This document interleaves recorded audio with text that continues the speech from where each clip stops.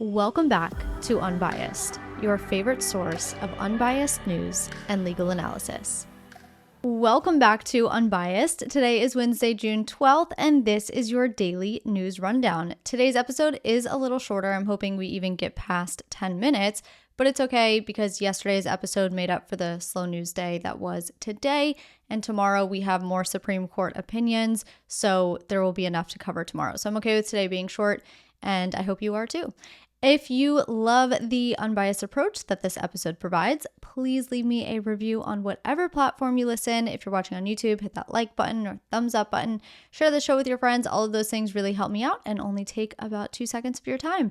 So thank you very much. And without further ado, let's get into today's stories. Starting with a story that broke yesterday, ICE, which is the United States Immigration and Customs Enforcement, arrested 8 men here in the United States with potential ties to ISIS. Though they weren't arrested on terrorism charges, but rather immigration charges.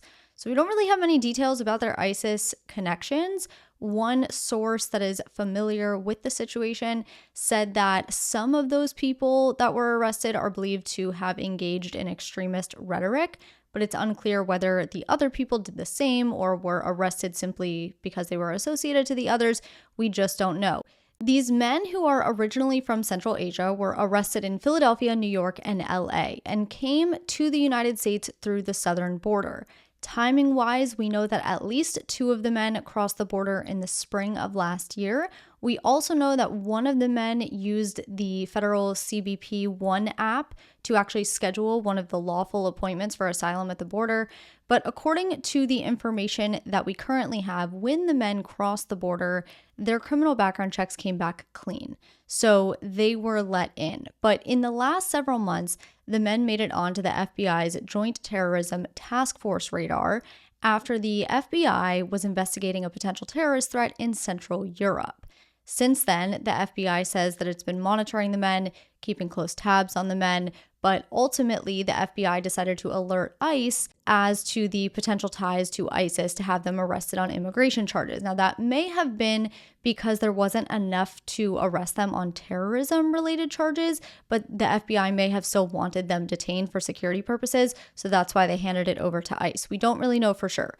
Currently, the men are detained and will now appear for removal proceedings before an immigration judge. In some news from today, the House is set to hold a vote on a contempt resolution against Attorney General Merrick Garland. As of 3:15 p.m., they have not yet held that vote, but they should by the end of the day. So a little bit of background here. You probably remember when Special Counsel Hur looked into Biden's handling of classified documents and ultimately recommended against prosecuting Biden.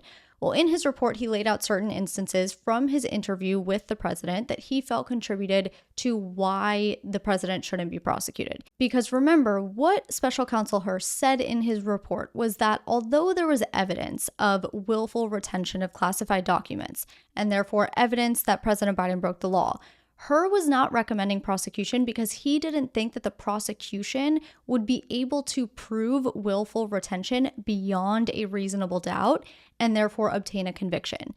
And Hur's reasoning was like, look, you could bring this in front of a jury because there is evidence in favor of prosecuting, but if you do, just be aware that significant reasonable doubt may exist in the minds of the jury, which would then lead to an acquittal and therefore be a waste of time, money, resources, etc., etc.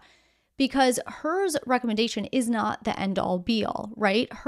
It doesn't matter what Hur recommends. The DOJ can still prosecute or not prosecute regardless of what Hur's recommendation is. Hur's report was just that, a recommendation. But the DOJ can then decide to prosecute if it wants to, despite Hur recommending against a prosecution. But anyway, the examples of reasonable doubt that Hur cited to in his report were where the documents were found when they were found, i.e. in President Biden's garage amongst piles of junk, and also his age and memory. Because this kind of speaks to maybe he forgot about the documents. Maybe a jury would find that his retention wasn't willful or deliberate because of his memory issues. So that's what Hur was saying in his report. And to illustrate these memory issues, Hur referenced specific incidents in his interview with Biden where Biden seemingly forgot, 1, the year that his son Beau had died, 2, he had trouble remembering what years he served as vice president. So things like that.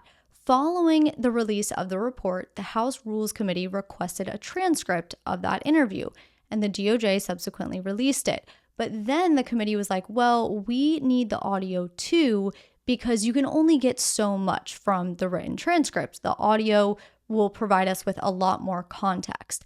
But Biden then went and asserted executive privilege over the audio. And because of that, Attorney General Garland did not turn it over to Congress. Now, the world of executive privilege is complex.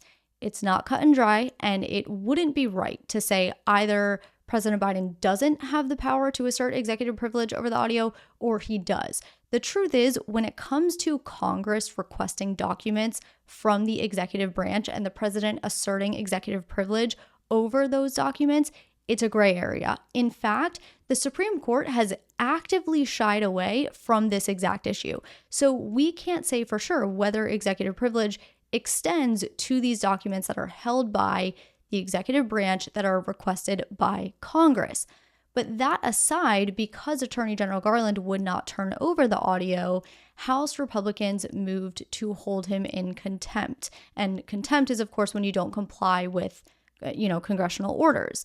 The resolution first started within the Rules Committee, who advanced it to a floor vote yesterday in a 9-4 vote. Today, the House voted in a narrow 208 to 27 vote to bring the resolution to a full vote, meaning they'll debate on it and have an actual vote. It's not clear at this time if it'll pass, especially given how narrow the vote was earlier to even get it to a vote. But just so you're set up either way, if it is passed, Attorney General Garland would be held in contempt of Congress, and the passage would direct Speaker Johnson to refer the case to the United States Attorney for D.C. From there, the United States Attorney can decide to prosecute. They don't have to, they can. And if they do, Garland could face jail time, but likely would not. We have seen other officials face jail time for contempt, like Steve Bannon and Peter Navarro more recently, but this situation is a lot different given that executive privilege, specifically in this context, lies within a huge gray area. If the resolution doesn't pass, then Garland goes on his merry way. The House can always try again later, but it would sort of just kill the issue for now. So those were the two stories I have for you today, and now we'll finish with some quick hitters. I meant to include this one in yesterday's episode. Somehow it didn't make it in, so here it is today. The Biden administration proposed a new rule, which has been in the works since September, but would ban medical debt from all credit reports. There are certain major credit reporting companies like Equifax, TransUnion, and Experian. These sort of companies have already stopped using medical debt to calculate people's credit, but what this rule would do is extend that practice to all credit reporting in the United States. Another quick hitter from yesterday, a judge in Texas ruled that the Biden administration improperly attempted to rewrite federal law barring sex discrimination in schools by applying it to LGBTQ students. You likely remember when the Biden administration issued that new guidance just a couple of months ago that extended Title IX protections to gender identity and sexual orientation. But following that guidance, Texas Attorney General Ken Paxton sued, and he argued that the administration had exceeded its authority in issuing that guidance, and yesterday the Texas court agreed. However, the administration will almost certainly appeal that decision. Consumer prices rose 3.3% in May compared to a year ago. We found this out today. It is below economists' expectations, and it is a slight decrease from the annual inflation rate of 3.4% recorded in April. Following this data release, the Fed announced it would again keep interest rates steady at approximately 5.5%, and also seemingly signaled only one potential rate cut this year, despite expecting more at the beginning of the year. And finally, Elon Musk has filed to dismiss his own lawsuit against OpenAI, which was filed in February.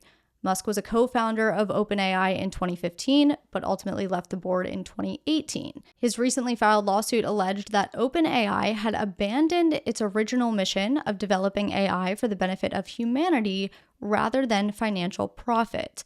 Musk's filing, though, did not give a reason for withdrawing his lawsuit. That is what I have for you today. Thank you so much for being with me here today, even on a slow day in the news. Tomorrow should be a bit more exciting. And of course, we do have even more Supreme Court decisions on Friday. I don't do podcast episodes on Friday, but if anything crazy happens, I will certainly do a special report.